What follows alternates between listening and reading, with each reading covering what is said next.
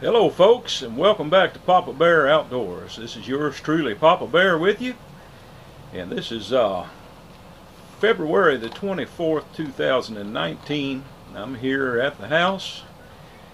We've experienced a lot of flooding for about 2 months now, and the water is all jacked up and it's hard to get out there and fish right now. So I'm taking time in this off season to catch up on a few projects.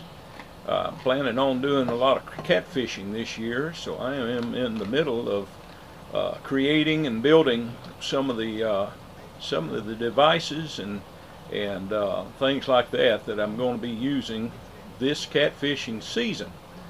So this is going to be kind of a different video for y'all this week. We're not actually fishing, but I'm actually doing some handmade crafts that are going to be used in the upcoming fishing season.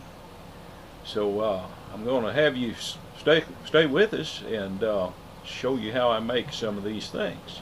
One of the things that I made recently in the past couple of weeks is a gaff hook. A gaff hook, for those of y'all that may be new to fishing, is used to help land bigger fish. And this is one that I made. Handmade this. The shaft is made out of a piece of walnut turned down on a lathe with a hand weaved wrist lanyard and grip.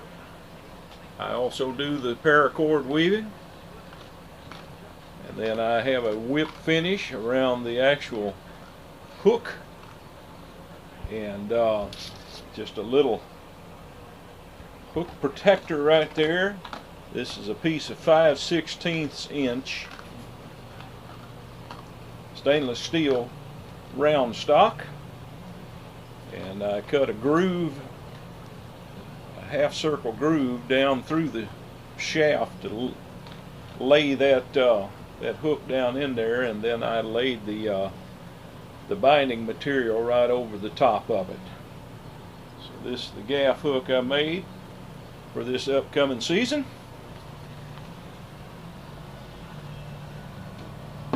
A lot of times I make my own gear.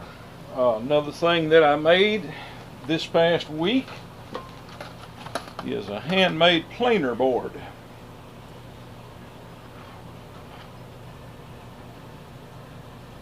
Got the release clip right there,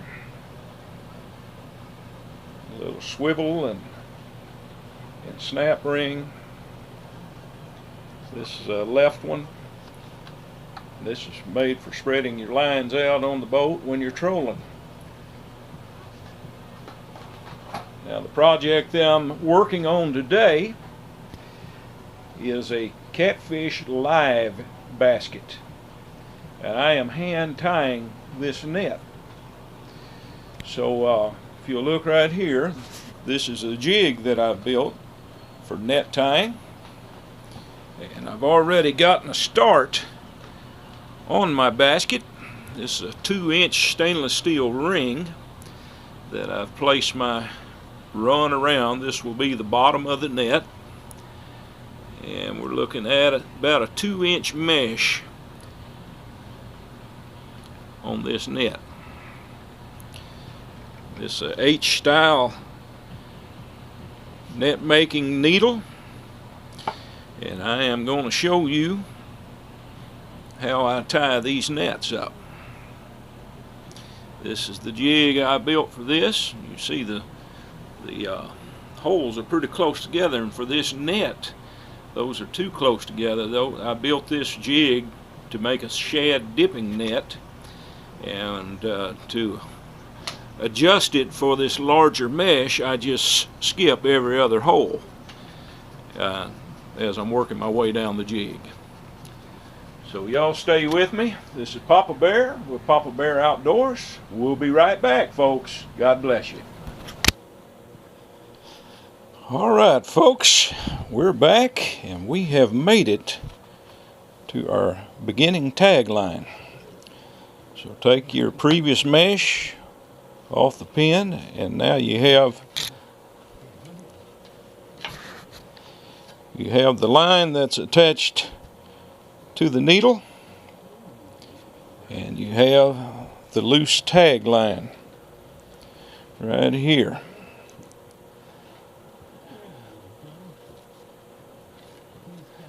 Now what we're getting ready to do is to join the tag line to the previous line, and we do this with a simple square knot. So you're going to tie this square knot behind your stationary post. There's the simple overhand knot right there, and then we're going to make the square.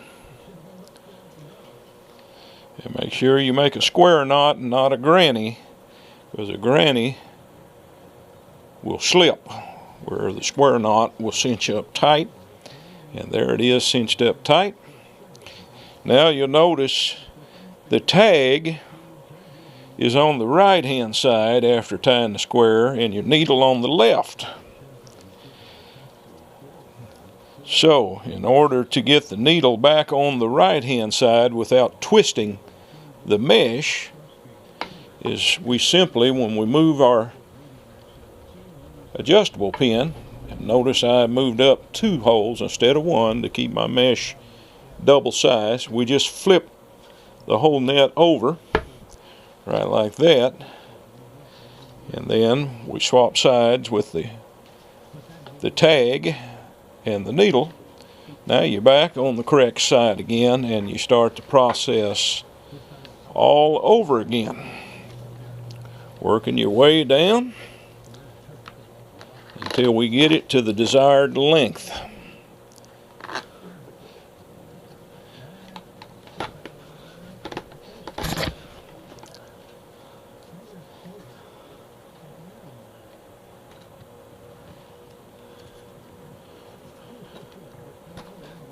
Right like that, folks. All right, I'm going to take time out from the net building to show you another item that I have that I built in the past couple weeks, suggestion of my wife. This is something I built for camping.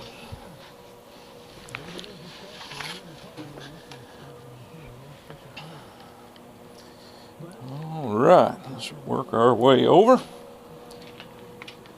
You can see I use my kitchen table for a workbench as well.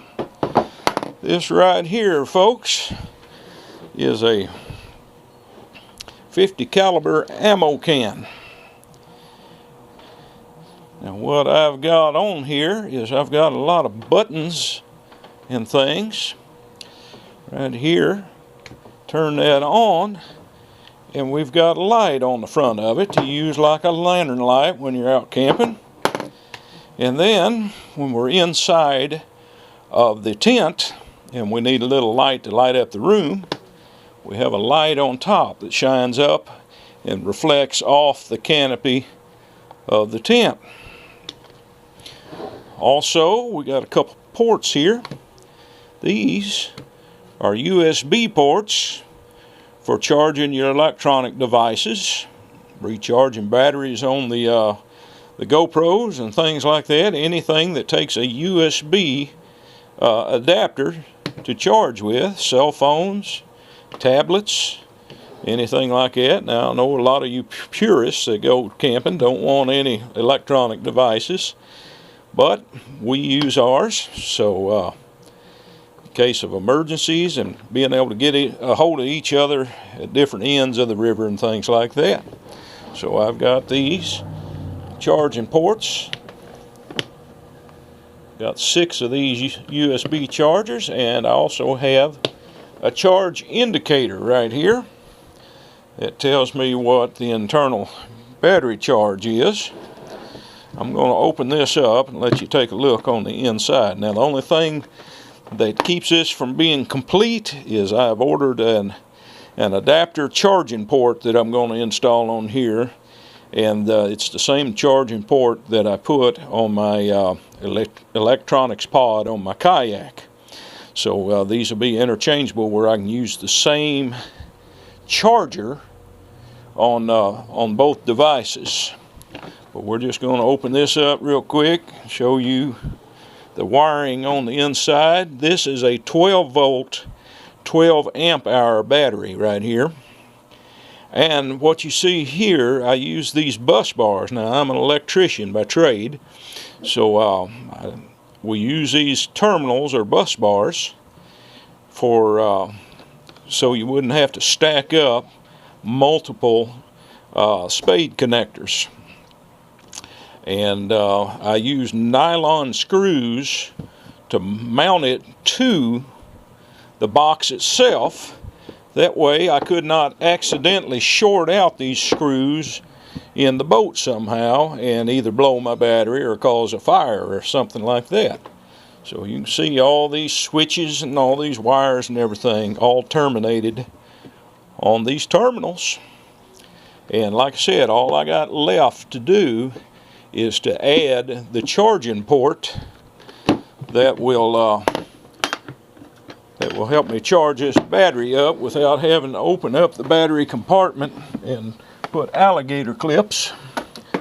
Now what I've got right here is a little smart charger, battery charger, and I cut the alligator clips off and installed this 2-pin connector. Now that coincides with a male connector that'll go on this box, and I've got one, like I said, on my electronics pod. You just plug it in and twist lock it together, plug it up, and this smart charger will keep you from overcharging the battery and burning it out prematurely. So this is my setup for our little camping charging pod, and I'm looking forward to using this on our next camping trip down in Arkansas. Well, this is Papa Bear with Papa Bear Outdoors. I'll probably get back to you when I'm a little further along on the live bag. One thing the live bag is going to get, once we get it all tied and put the drawstring in it, it's also going to have a couple hoops down inside the net to keep the net open and to make a live basket out of it. So we'll be adding probably 20-inch hoops inside of that, 2 of those. So when we get a little closer to being finished, I'll come back and share the conclusion of this video with you. Until next time, folks, this is Papa Bear with Papa Bear Outdoors. God bless you. Don't forget to like our videos, subscribe, and share. Leave me any comments in the comment box, and we'll see you next time, folks, on Papa Bear Outdoors. God bless you now. All right, folks, let's get started, or restarted as the case may be, on this net. The material I'm using today is a number 18 tarred nylon trot line.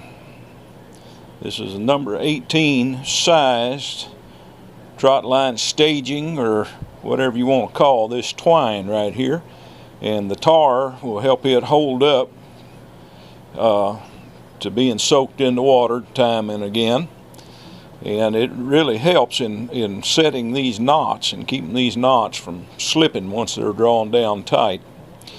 The type of knot we'll be using today is a sheep's bend, which once you cinch it down, it locks it and does not allow that knot to slide up and down the line.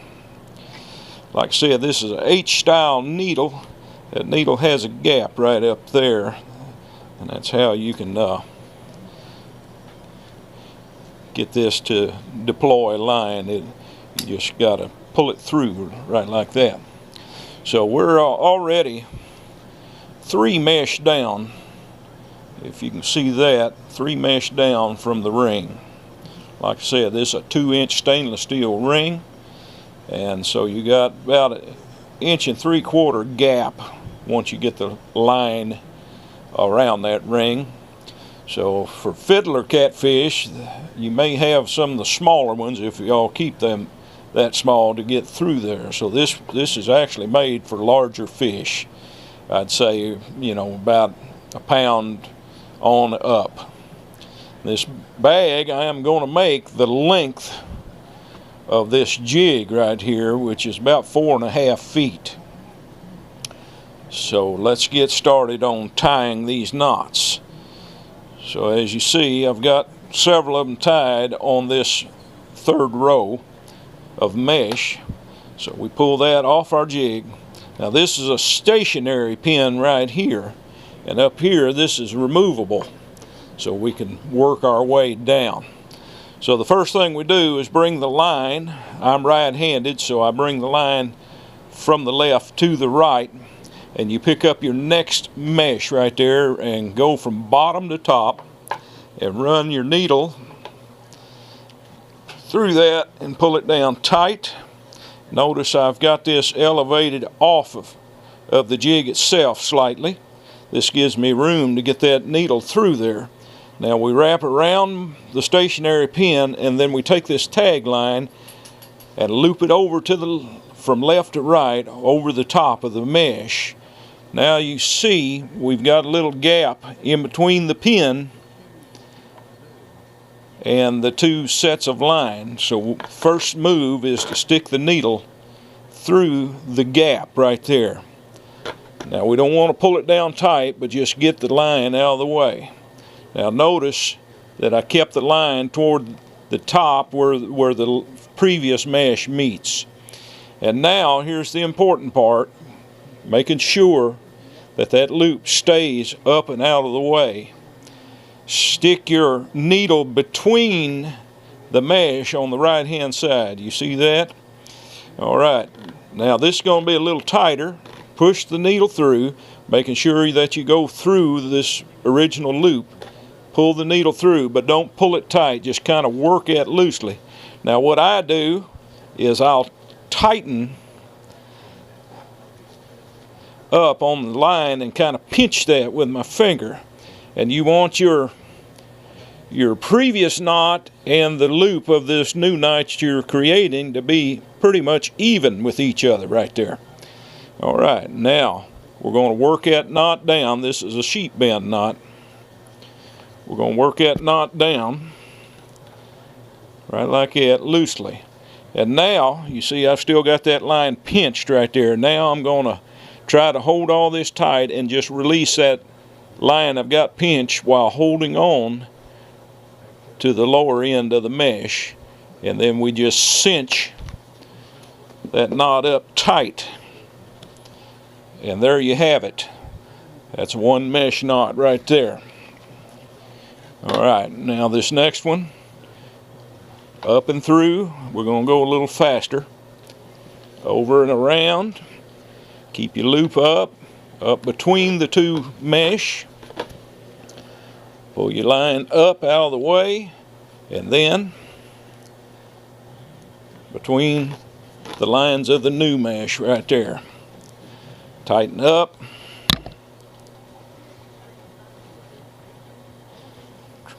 Trap it with your finger.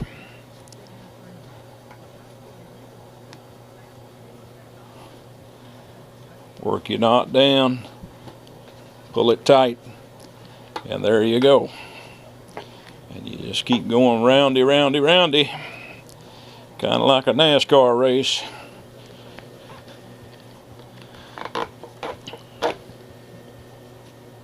And be careful not to get the next mesh in line trapped under your knot as you're working your way through. So you have to keep pulling them back out of the way to make sure they don't get entangled into the knot. Now I have slipped with holding this in place, and the knot would form higher up on the right hand line than it's supposed to, instead of lining up with your previous knot. And when that happens, if you don't want to throw your whole net off, you've got to pick that knot out before you cinch it down tight. So pay attention as you go along. Now one thing that you'll notice is I have a long tag line right here. Now this tag line was the beginning of the knot, and we work our way around to that, and I'll show you what that tag line's all about when we reach it. But that tag line's very important. So let's see if I can't work my way around to the tag line.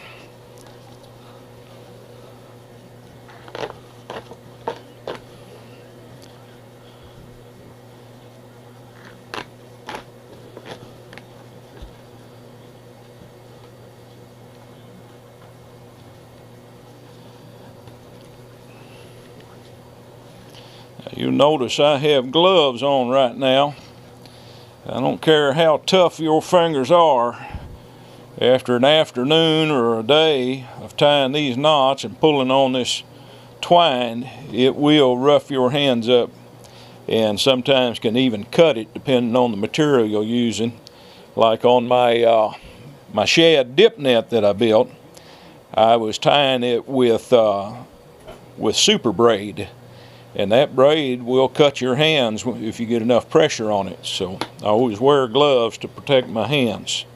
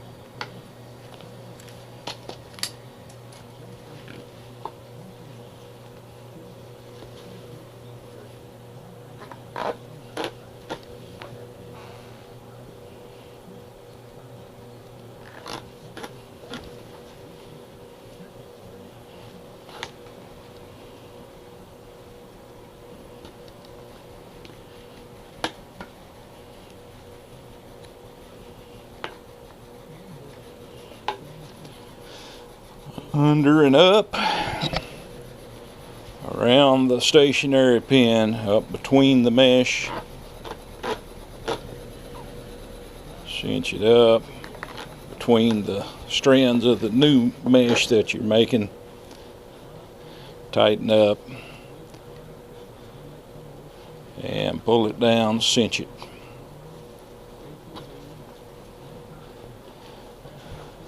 Net making's not extremely difficult, but it is tedious.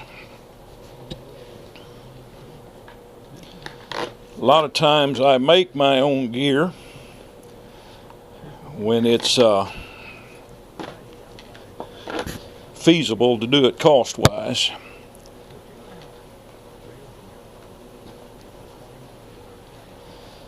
I'll have to show you some of the sinkers I'm making. I'm making what I call a slinker, which is a slinky sinker.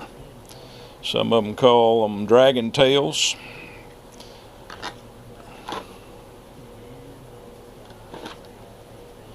Yeah, got to talking and forgot one of my steps there. There we go. If you do make a mistake, you can pick your mistake out and restart it, and I would suggest that you do so before you move on to the next one. Now what I've got here is a little bodkin that I use when I'm fly tying and for other things, and sometimes you got to have that sharp point to pick out old knots, and I keep that on hand for just such an occasion. Because over a period of time on a net this long, you're going to make a mistake or two along the way, and just be prepared and deal with it as it comes along, and then you'll have a good product to finish up with.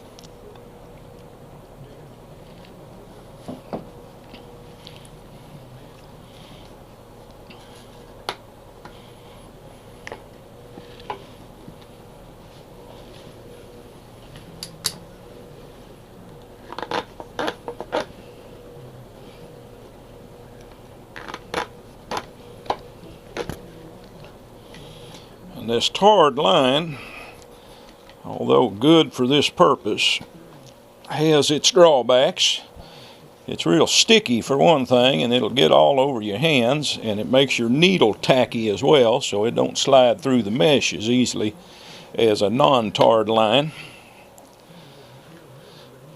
But it helps the fibers stay in better shape over the long period of time.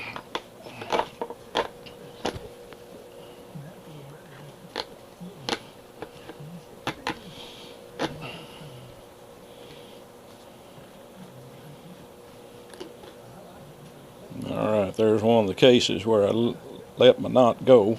There we go. And just tighten it back up.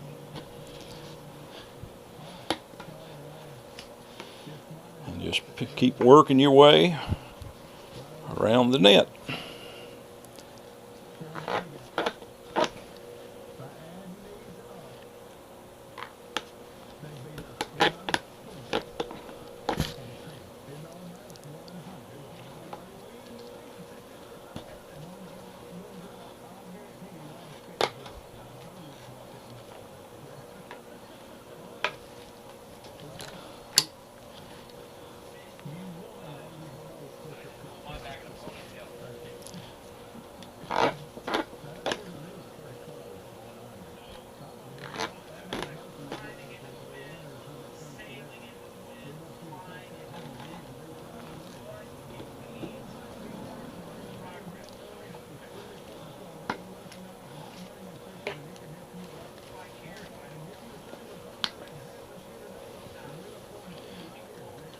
We're doing pretty good on uniformity, because you see there our knots are lining up pretty close to the same spot when you pull them down tight. See, the previous knot and the new knot are basically right parallel to each other, if you can see that. That's what you're looking for.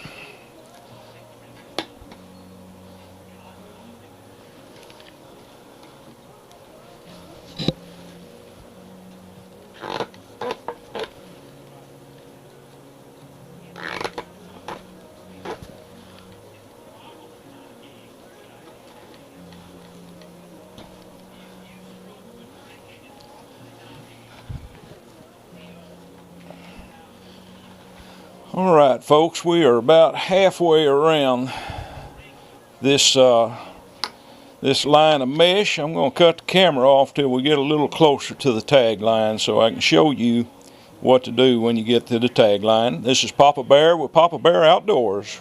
We'll be right back. Alright folks, we're back. Working on this catfish bag, and the net is tied. All 1,680 knots worth of net. And right now I am installing the inner hoops that holds this live bag open right now. The bag wound up having 56 individual mesh attached to that 2-inch ring right there, and it is 29 mesh long. I used up the entire length of my my net tying jig, so there is the pin right up there that I stopped at.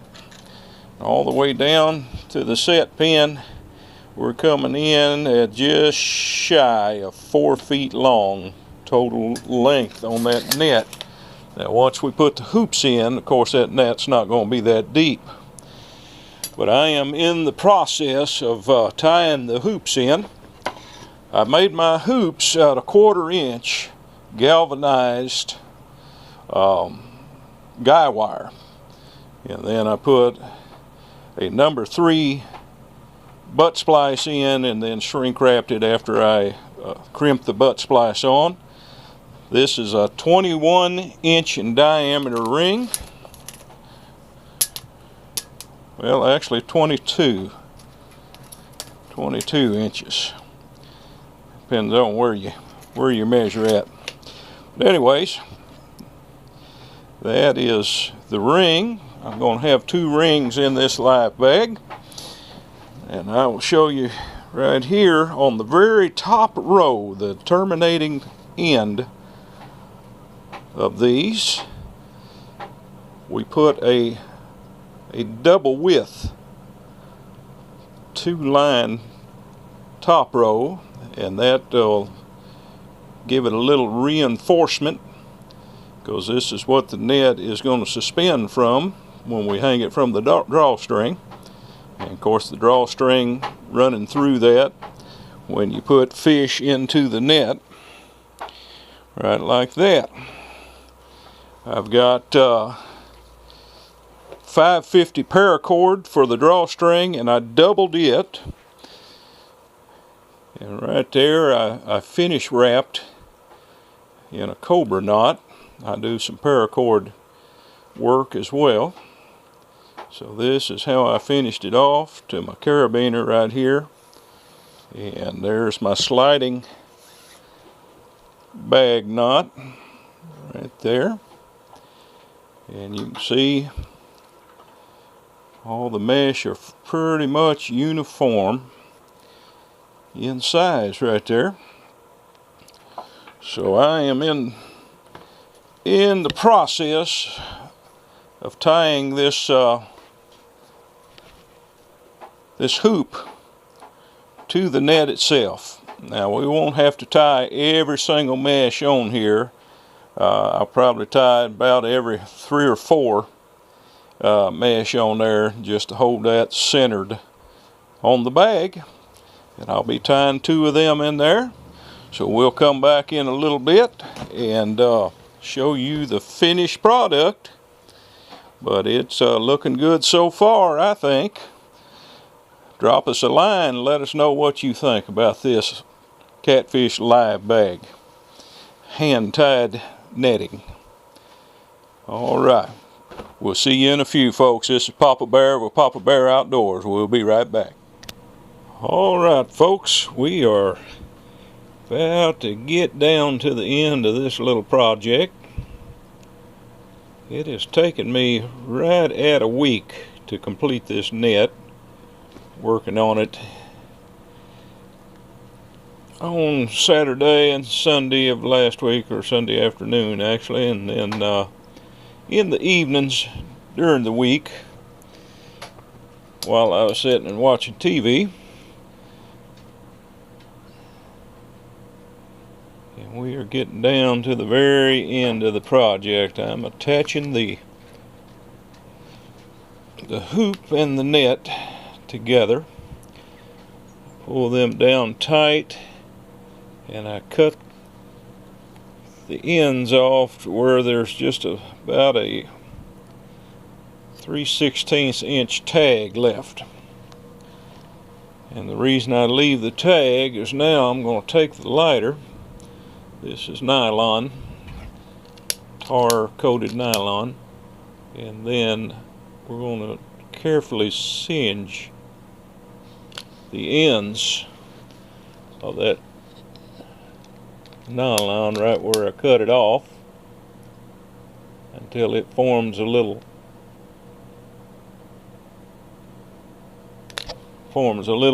melted ball right at the knot there to keep it from accidentally coming undone.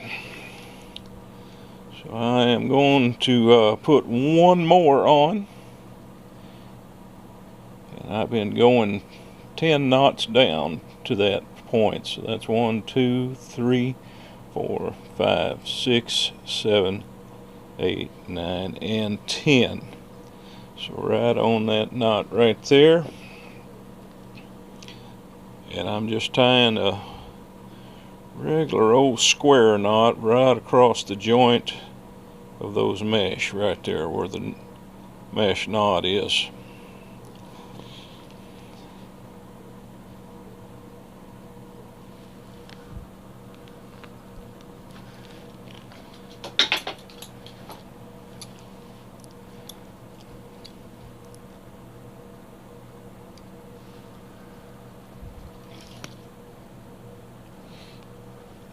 Alright. that off with the little tag poking out. Right like that. And we're going to singe these last ones.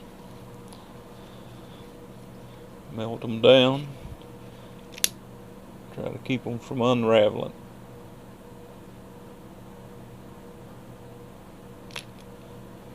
Try to do it without catching my net mesh on fire.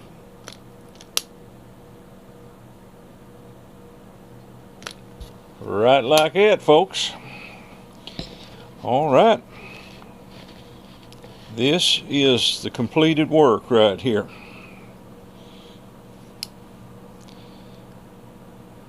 I'll take a few snapshots.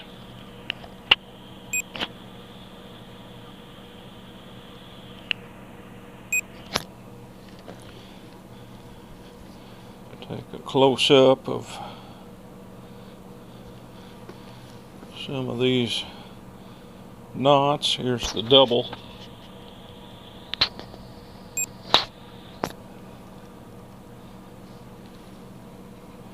Mesh.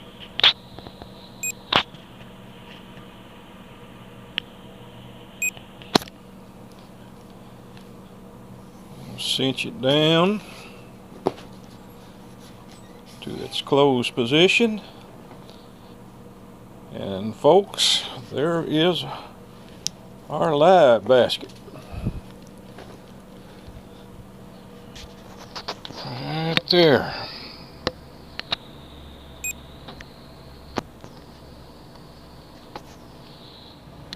Alright folks, the finished product, my Catfish live bag, all hand tied and handcrafted. Didn't turn out too bad, should be able to hold a lot of catfish in that. It's been a good project. I hope you have enjoyed being with me on Papa Bear Outdoors as I built this live bag. And drop me a line in the comments box and let me know whether you liked it or not. And always remember to subscribe to the channel and like and share it with your friends. And until next time, this is Papa Bear with Papa Bear Outdoors. God bless you folks. I mean it, God bless you. We'll see you next time on Papa Bear Outdoors.